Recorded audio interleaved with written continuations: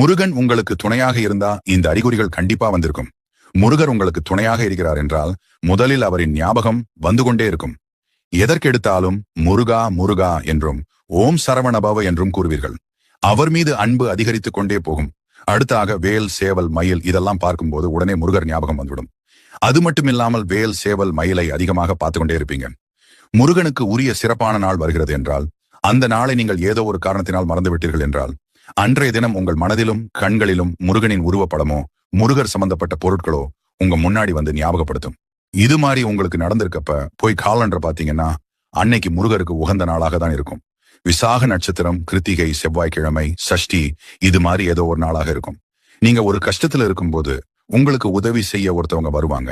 அவங்க பேர் கண்டிப்பா முருகன் பேர்கள் உள்ள ஒருத்தவங்களாகத்தான் இருப்பாங்க. அடுத்து மனசுக்குள்ள ஏதாவது ஒண்ணு போட்டு குழப்பிட்டு இப்ப நம்ம எடுத்திருக்கக்கூடிய இந்த முடிவு சரியா தப்பான்னு குழம்பி தவிக்க